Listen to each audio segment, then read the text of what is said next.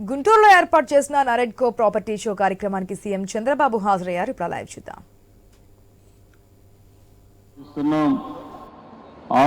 నిన్నే మీరు చూస్తే ప్రధానమంత్రి గారు వచ్చి ఆంధ్రప్రదేశ్ రాష్ట్ర చరిత్రలో ఎప్పుడు రాని విధంగా 2,08,000 కోట్ల రూపాయలకు ఫౌండేషన్లు వేశారు. ఇంకో పక్క ఇనాగరేషన్లు చేశారు. అంటే ఇప్పుడిప్పుడే కొత్తగా పెట్టుబడులు వస్తున్నాయి.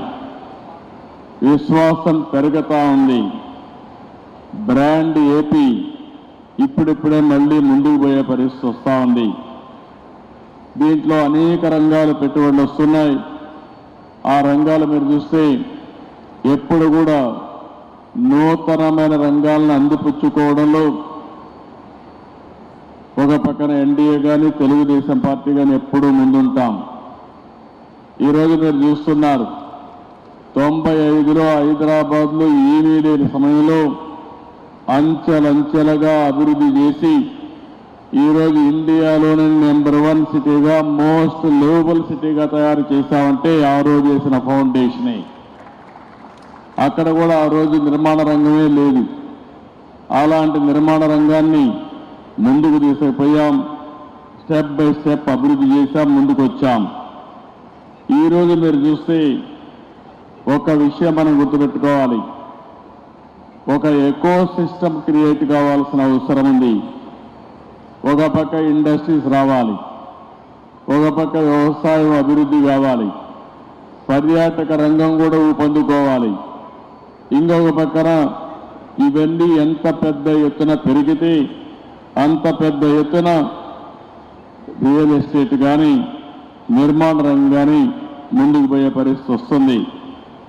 ఒక నిర్మాణ రంగంలో మేము అనేక సార్లు చెప్పాం, 30-40 లక్షల కుటుంబాలు నిర్మాణ రంగం పైన ఆధారపడుతున్నారు. గడిచిన 5 సంవత్సరాల్లో ఇసుక కూడా దొరకని పరిస్థితి ఉంటే నేను వస్తానే ఉచిత ఇసుక మళ్ళీ తీసుకొచ్చి ఎవ్వరు కూడా ఇసుక కొరత లేకుండా చేయగలిగాం.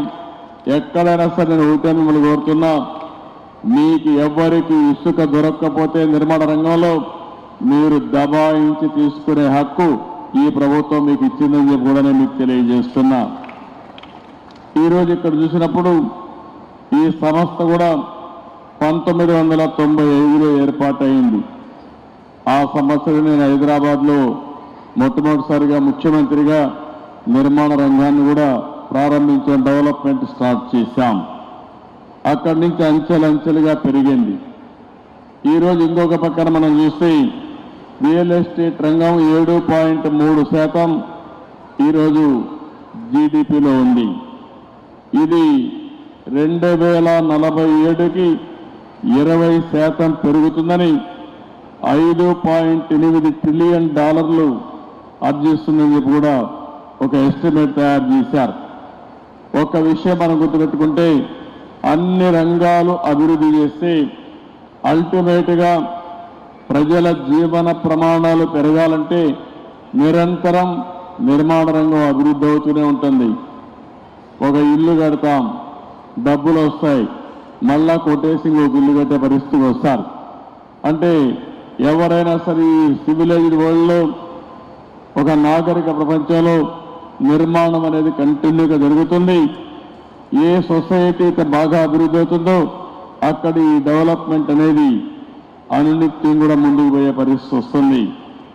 ఈరోజు ఇక్కడ చూస్తే నేరెడ్కో కూడా ఒక పక్క క్రీడా ఉన్నారు, ఒక పక్క క్రీడా ఉంది, ఇంకొక పక్క నేరెడ్కో ఉంది.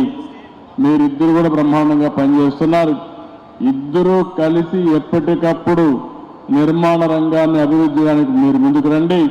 మీరే కాకుండా చిన్న ఆర్గనైజేషన్స్ వాళ్ళు కూడా కోరుతున్నా, ఈ ప్రభుత్వం మీకు అండగా ఉంటాం, ట్రాన్స్పరెంట్గా ఉంటాం, రియల్ టైంలో మీ సమస్యల పరిష్కారం చేయడానికి మేము ముందుంటామని చెప్పి కూడా మీ అందరికీ హామీ ఇస్తున్నాం.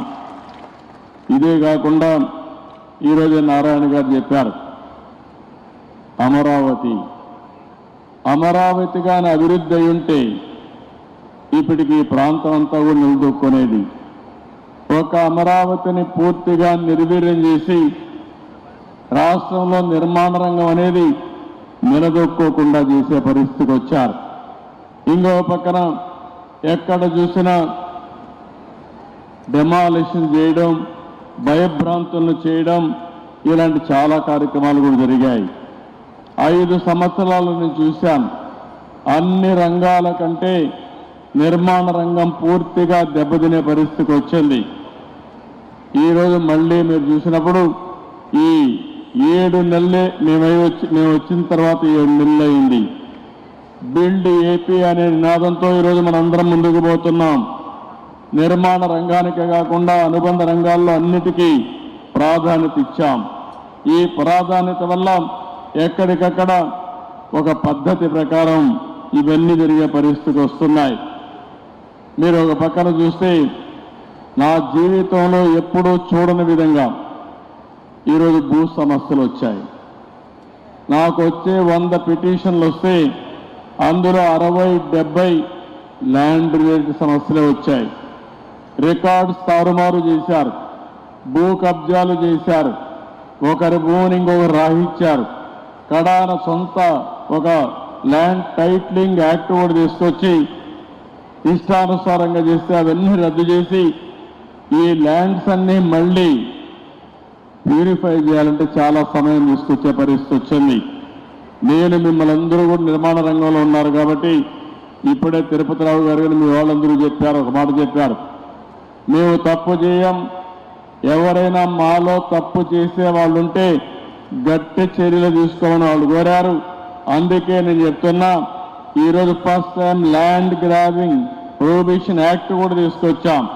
ఎవరైనా కానీ ల్యాండ్ గ్రాబింగ్ చేస్తే మాత్రం ఎవరిని వదిలిపెట్టమని చెప్పి కూడా నేను మీకు తెలియజేసుకుంటున్నా. ఈరోజు ఏ విధంగా ఉంటాయంటే, ఈరోజు మీరు చూశారు టీడీఆర్ బాండ్లు, డబ్బులు తీసుకుంది ఒకరు, నష్టపోయింది ఇంకొకరు. ఈరోజు ఎక్కడికక్కడ దీన్ని కూడా ఒక పెద్ద ఫ్రాడ్ చేసే పరిస్థితికి వచ్చారు. నేను నారాయణ గారికి అదే చెప్పాను, దోషుల్ని వదిలిపెట్టకూడదు, అమాయకుల్ని పనిష్ చేయకుండా ఈ విధంగా చేయగలుగుతారో అది చేయడానికి కూడా ఈ ప్రభుత్వం సిద్ధంగా ఉందని చెప్పి కూడా నేను మీకు తెలియజేస్తున్నా. ఈరోజు మీరు అందరూ ఒకసారి గుర్తుపెట్టుకుంటే 2047 విజన్ డాక్యుమెంట్ ప్రధానమంత్రి గారు వికసిత్ భారత్ తయారు చేశారు. అదే సమయంలో ఆంధ్రప్రదేశ్ రాష్ట్రం స్వర్ణ ఆంధ్రప్రదేశ్ విజన్ డాక్యుమెంట్ తయారు చేశాం. అందులో కూడా 2.5 ట్రిలియన్ యుఎస్ ఎకానమీకి నాంది పలికేట్టుగా ముందుకు పోతున్నాం. ప్రతి ఒక్కరి తలసరి ఆదాయం $43,000 2047 ఉండాలని నిర్దిష్టమైన ప్రణాళిక తయారు చేశాం.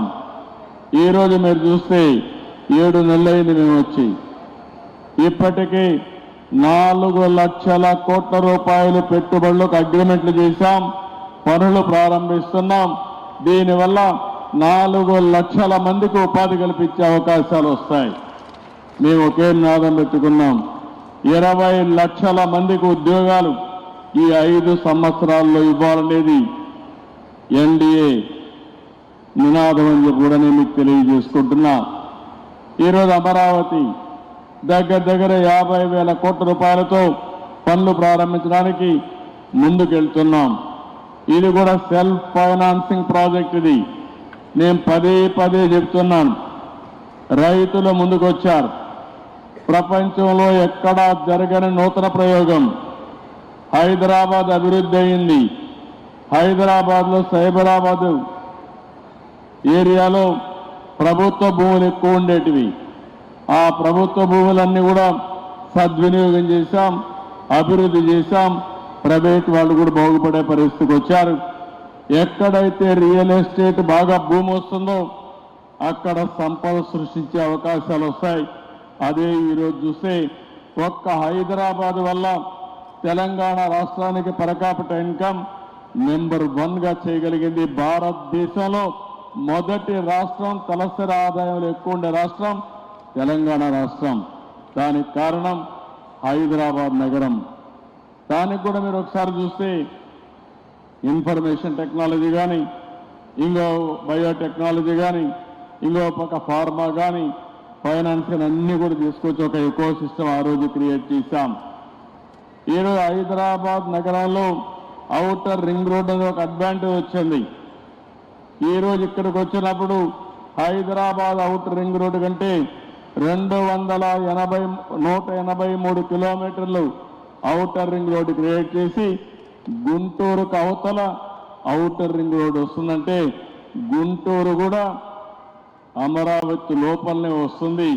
ఈ రెండు కూడా కలిసిపోయే అవకాశం ఉందని చెప్పి కూడా నేను మీకు తెలియజేస్తున్నా. అందుకే నేను మిమ్మల్ని అందరినీ, ప్రభుత్వం అయితే ఒక స్పష్టంగా ఉన్నాం, అభివృద్ధి మా నినాదం, అభివృద్ధి చేశాం, చేసిన దాఖలాలున్నాయి. మళ్ళీ అలాంటి అభివృద్ధి చేయడానికి ఈ ప్రభుత్వం ముందుకు వస్తున్నాం. మేము ఒకటే ఆలోచిస్తున్నాం, మౌలిక సదుపాయాలకు ఎక్కువ పెద్దపీట వేస్తున్నాం, నాలెడ్జ్ ఎకానమీకి ముందుకు పోతున్నాం.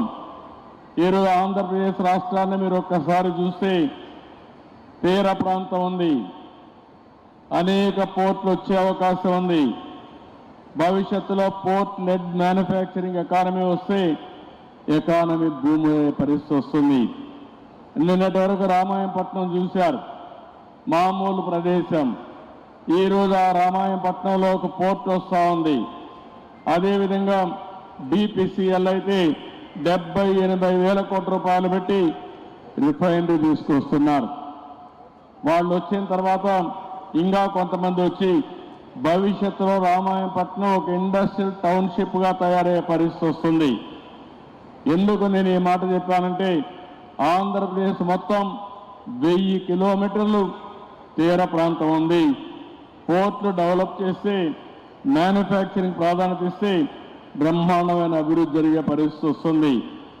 ఒక 50 వేల కోట్ల రూపాయలు నేషనల్ హైవేస్ వర్కులు జరుగుతున్నాయి. ఒక 60,000-70 వేల కోట్ల రూపాయలు రైల్వే పనులు జరుగుతున్నాయి. ఈరోజు చెన్నై నుంచి కలకత్తా వరకు ఇప్పుండే డబుల్ లేన్ రైల్వే లైన్ని 4 లేన్స్ చేస్తున్నారు. ఇది కానీ జరిగితే లోకల్ ట్రైన్స్ అన్ని వస్తాయి, కనెక్టివిటీ పెరుగుతుంది, లాజిస్టిక్స్ ఇంప్రూవ్ అయ్యే అవకాశం వస్తుంది. అదే సమయంలో మనం కానీ అమరావతి పూర్తి చేసుకుని నాలెడ్జ్ ఎకానమీలో కొత్తగా మీరు చూస్తే ఆంధ్రప్రదేశ్ని ఒక గ్రీన్ హైడ్రోజన్ హబ్గా తయారు చేసే పరిస్థితి వస్తుంది. ఇక్కడ సోలార్ ఎనర్జీ ఉంది, అదే సమయంలో విండ్ ఎనర్జీ వస్తూ ఉంది, ఇంకో పక్క పంప్డ్ ఎనర్జీకి అనుకూలమైన స్థలం. ఈ 3 కలిపితే గ్రీన్ హైడ్రోజన్ కూడా తయారు చేసి పోర్ట్ల ద్వారా ఎక్స్పోర్ట్ చేసే అవకాశం వస్తుంది. అదే నిన్న ప్రధానమంత్రి గారు 1,80,000 కోట్ల రూపాయలు విలువ చేసి గ్రీన్ హైడ్రోజన్ ప్లాంట్కి ఏదైతే గవర్నమెంట్ ఆఫ్ ఇండియా ఎన్టీపీసీ కానీ అదే మరి జెన్కో కానీ జాయింట్ వెంచర్తో పని ప్రారంభించే పరిస్థితికి వచ్చాం. ఇంకో పక్కన కాకినాడలో కూడా గ్రీన్ హైడ్రోజన్ ప్లాంట్ వచ్చే పరిస్థితి వస్తూ ఉంది. మీరు గుర్తుపెట్టుకోవాలి, రాబోయే 5 సంవత్సరాల్లో 10 లక్షల కోట్ల విలువ చేసే ప్రాజెక్టులు గ్రీన్ ఎనర్జీ కానీ, గ్రీన్ హైడ్రోజన్ కానీ, బయోఫ్యూయల్కి సంబంధించిన ప్రాజెక్టులు ప్రారంభిస్తున్నాం. ఇప్పటికీ రిలయన్స్ అయితే 60,000 కోట్ల రూపాయలు పెట్టుబడి పెట్టి బయోఫ్యూయల్కి ముందుకు వచ్చారు. వివిధ ప్రాంతాల్లో 500 యూనిట్లు పెట్టే పరిస్థితికి వచ్చారు. రిపోర్ట్ నేనే ఇచ్చాను. ప్రధానమంత్రి గారు ఆ రోజు అడిగి ఒక 10 మంది ముఖ్యమంత్రులతో ఒక కమిటీ వేసి భారతదేశంలో ఏ విధంగా పరిశుభ్రంగా ఉండాలనో దానికి ఒక కమిటీ వేసి ఒక రిపోర్ట్ ఇచ్చాం. అందులో భాగంగానే వేస్ట్ ఎనర్జీ ప్లాంట్ ఇక్కడ గుంటూరులో పెట్టాం. ఇది సక్రమంగా పనిచేస్తూ ఉంది. ఈరోజు మీరందరినీ ఒకటే కోరుతున్నాను, ప్రతి నెల 3వ శనివారం స్వచ్ఛ ఆంధ్రప్రదేశ్ కార్యక్రమానికి శ్రీకారం చుట్టాం. ఈ స్వచ్ఛ ఆంధ్రప్రదేశ్ కార్యక్రమంలో నిర్మాణ రంగంలో ఉండే మీరు పూర్తిగా భాగస్వాములు కావాల్సిన బాధ్యత మీ అందరిపైన ఉంది. మేము పనులు చేస్తాం, కానీ ఈ ఉద్యమంలో మీరు కూడా భాగస్వాములు కావాలి. ప్రతి ఒక్కటి ఒక విషయం మీరు గుర్తుపెట్టుకోవాలి, ఒక ఎకో సిస్టమ్ రావాలంటే ప్రజల భాగస్వామ్యం కూడా చాలా అవసరం.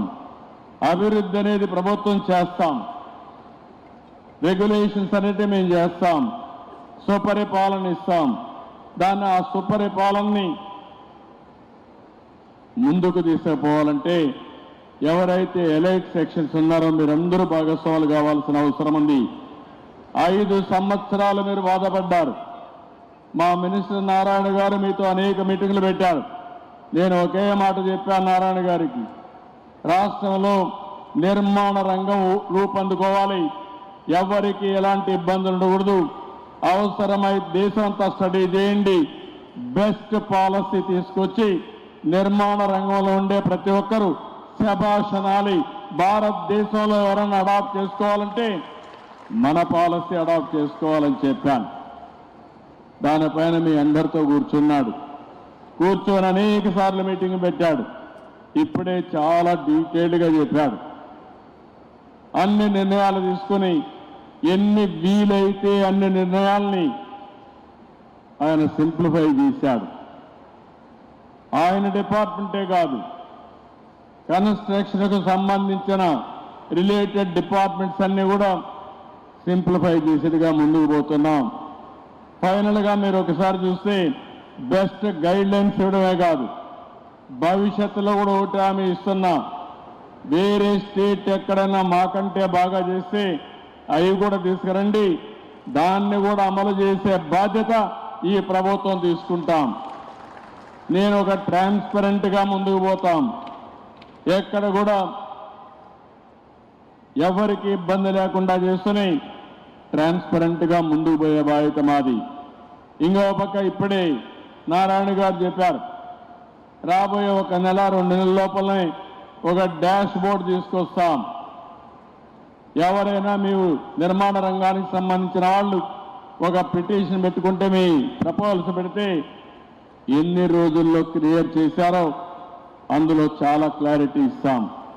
ప్రతి ఒక్క పర్మిషన్కి టైం పెడతాం, అవసరమైతే డీమ్డ్ క్లాస్ పెడతాం. ఒకవేళ ఈ సందర్భంలో ఈ టైంలో కానీ చేయకపోతే ఆటోమేటిక్గా కూడా మీకు పర్మిషన్ ఇచ్చి ఎవరైతే ఇవ్వలేదో వాళ్ళ పైన చర్యలు తీసుకునే పరిస్థితి వస్తుందని చెప్పి కూడా నేను మీకు తెలియజేస్తున్నా. టైం బౌండ్ ప్రోగ్రాం ప్రకారం ప్రతి ఒక్కటి క్లియర్ చేస్తాం, మీకు ఎలాంటి ఇబ్బంది లేని పనులు తీసుకొస్తాం.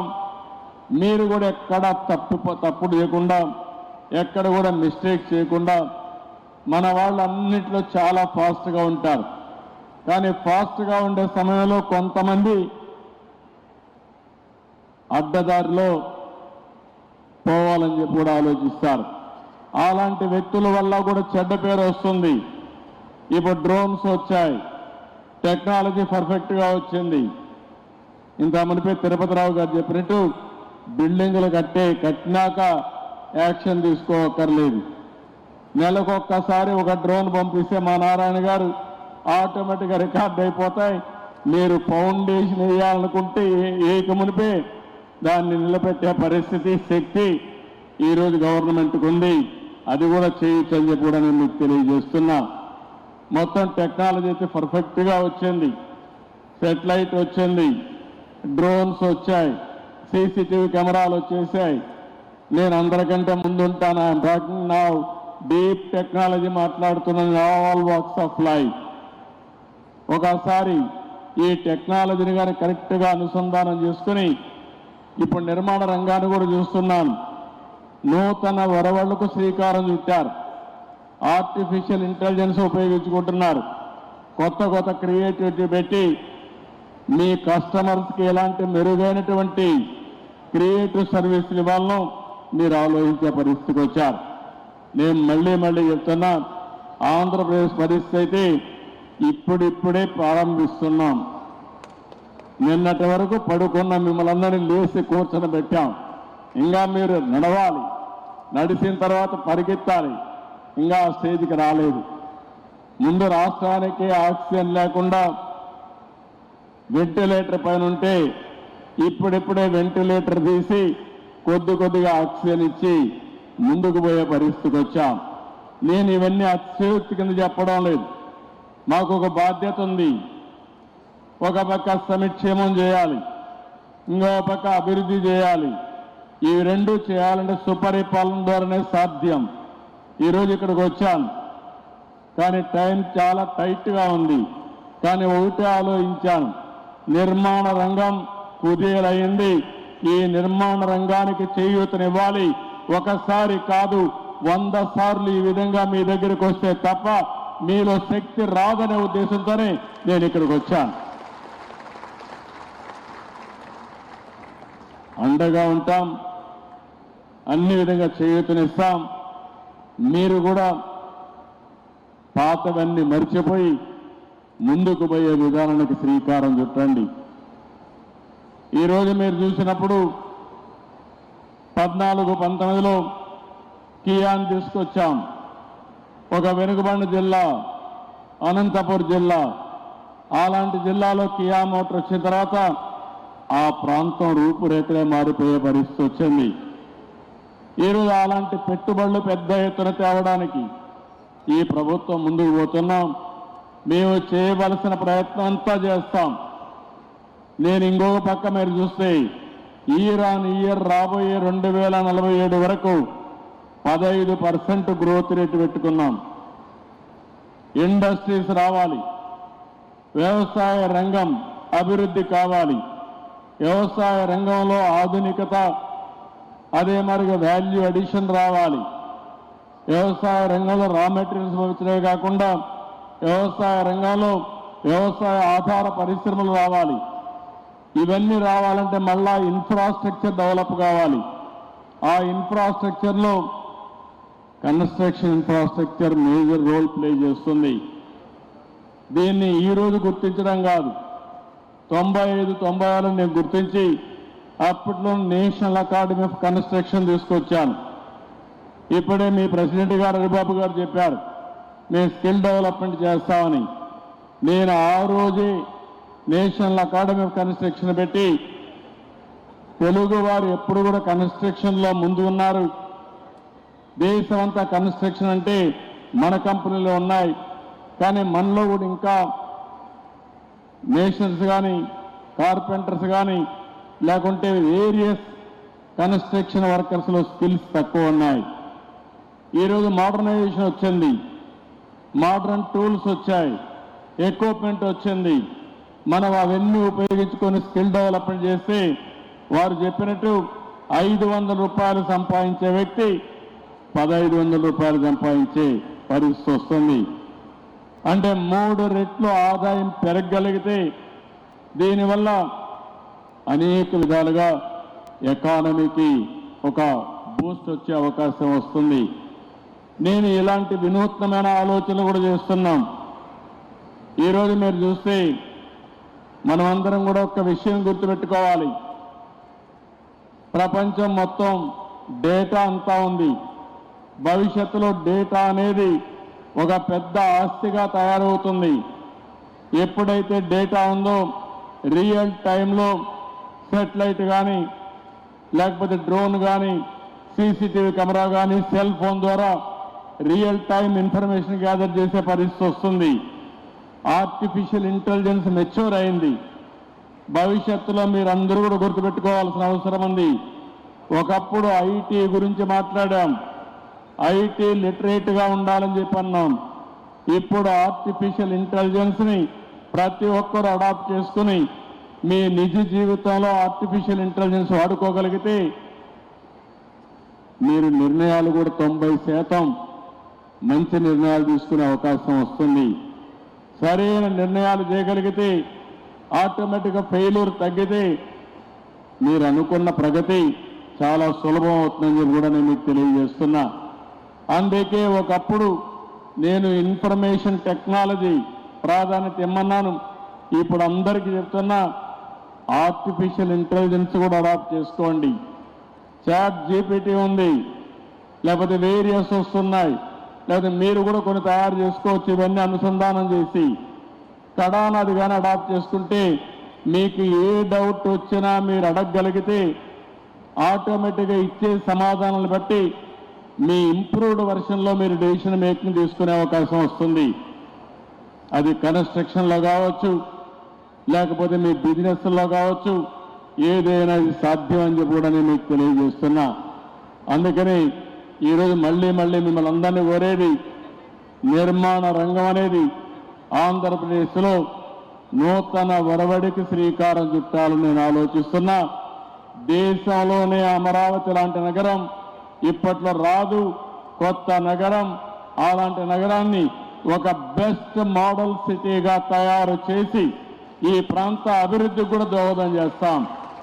నేను ఒక అమరావతి కాదు, ఒక విశాఖపట్నం, ఒక గుంటూరు, లేకపోతే ఒక నెల్లూరు, ఒక కర్నూలు, ఇలాంటి నగరాలన్నీ కూడా అభివృద్ధి చేస్తాం. ఒక తిరుపతి, ఇలాంటి నగరాలు కూడా అభివృద్ధి చేస్తాం.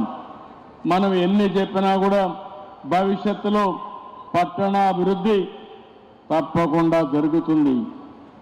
అలాంటి అర్బనైజేషన్లో మన నగరాలు కూడా అగ్రస్థానంలో ఉండాల్సిన అవసరం ఉంది. అవి ఉండాలంటే మళ్ళీ నిర్మాణ రంగం ముందుకు పోవాలి. నిర్మాణ రంగంలో ఉండే నెరేడ్కో కానీ మిగిలిన ఆర్గనైజేషన్స్ కానీ పోటీ పడి మీరు పనిచేయాలని మనస్ఫూర్తి కోరుకుంటూ ఈ నూతన సంవత్సరం ఈ కార్యక్రమం ప్రారంభించాం. I wish all the best. ఈరోజు మిమ్మల్ని అందరినీ చూశాం. ఇప్పుడే మా మిత్రుడు చెప్తున్నాడు అనాథరైజ్డ్ లేఅవుట్స్ అన్ని నియంత్రించాలని. నేను ముందే చెప్పా, మా నారాయణ గారు ఆ పని మీద ఉన్నారు. నేను ఒకటే చెప్తున్నా, ఎవరైనా సరే భవిష్యత్తులో అనాథరైజ్డ్ కన్స్ట్రక్షన్ దగ్గరికి రావద్దండి. మీరు కూడా పూర్తిగా సహకరించండి.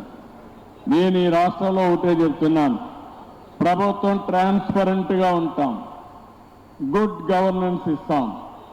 అదే సమయంలో కొన్ని పనులు నేను చూస్తున్నాను. చెడు పని చేయాలంటే చాలా సులభం, చెడగొట్టాలంటే కూడా చాలా సులభం. ఒక మంచి పని చేయాలంటే చాలా కష్టం. నేను ఈరోజు మీరు చూస్తే ఉచితంగా ఇసుక ఇవ్వాలి అని ఆలోచించాను. అంత మునుపు మొత్తం మొనోపలీ చేసి ఇల్లీగల్గా తవ్వి ఇష్టానుసారంగా చేసే పరిస్థితికి వచ్చారు.